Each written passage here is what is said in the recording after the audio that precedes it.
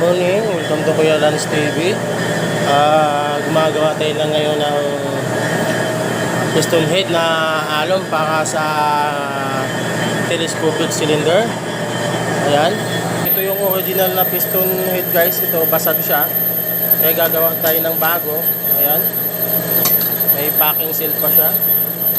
Gagawa tayo ng bago guys. Kakasamahan nyo ako pag paano natin paggawa ng piston. Ayan guys, malapit na siya ma-finish. Alagyan natin ng groove yan para ma-reading na natin yan. Ngayon guys, i-re-rebore naman natin to para ma-finish natin yung inside.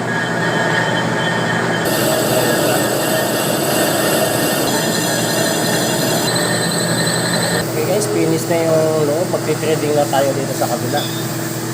Ayan na guys, nag-grooving na tayo para sa o-ring. Parang kasi natapos yan, mag-re-threading na tayo. Mag-grooving. Tapos na tayo mag-grooving, mag-threading na tayo nito. Ayan. Ayan guys, tapos na tayo mag-grooving, mag-threading na tayo.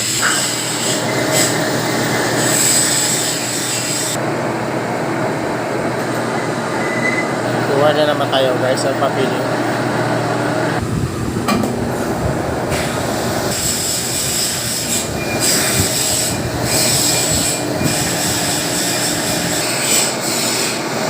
Feeding na natin yan guys, nililinis na natin yung thread para ma-finish na ito. Finish na tayo. Babalik na rin natin pag maglagay tayo ng grooving sa loob para sa packing seal. Ayan, finish na siya, ang ganda ng ano. Ayan, okay na. Ayan guys, kakat na natin yan para mabaliktad natin ito. Ayan siya. Ayan guys, ano pa siya ng hindi pa 0-0 siya, walang impact pa rin siya. Ayan.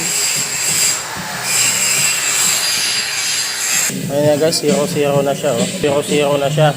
Kaya ito, ipapantay na natin yan para makapag-grooving na tayo para ma-finish na natin yan. Ayan guys, malapit na siya magpantay. Para pag-pantay natin, lalagyan na natin ng grooving yan. Malagyan natin ng seal kit. Ayan na guys, malapit na siya mapantay guys. Palagyan natin ng grooving na yan. Yes siya guys, finish na yung haba nito. Ngayon mag-grooving naman tayo dito sa loob. Kahin natin yung grooving na yan. Seal kit na gagamitin natin. Ngayon guys, mag-groove na tayo na para mailagay natin itong packing seal na ito. Ayan. Ayan guys, nag-grooving na tayo sa packing seal. Ayan na siya. Kaya guys, tapos na yung isang grooving para sa packing seal. Sa wiper seal naman tayo gagawa. Sa wiper seal naman yung gagawin natin guys. Ayan. Para sa pangatlong pasada naman siya guys.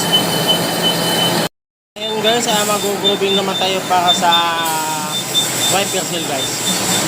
Ayan, finish na siya guys. Finish na natin yan.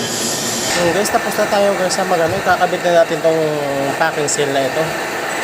Ito yung backup seal guys. Ayan na guys, nakabit na natin yung packing seal at saka backup seal. Ikakabit naman natin sa cylinder housing. Kasamahan niya. Yan na guys, ang finished product natin guys. Ito yung dati niya. Ito naman yung bago.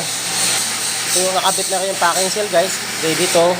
Tinanggal natin itong luma. Nilipasag ito. Nilipat natin dito. So hindi na natin ikabit ito. Ito yung luma guys. Yung o-ring. Tinanggal na natin yung o-ring. Nilipat din naman natin dito. Kaya yan na yung ikakabit na natin yan. So dami cylinder housing guys. So ikakabit na natin. Hinuling na rin natin yan. Pang maikabit na. Ayun na guys oh. Kinabit natin. Swabing-swabe na yung ano niya. Pasok. Ayan. Ayan. Saktong-sakto sa clearan guys. Yun na yung bago nating piston head guys. Hydraulic piston head. Maraming salamat guys. Sana supportan mo lahat ng mga video ko. Bye bye. Isang magpagpalang umaga.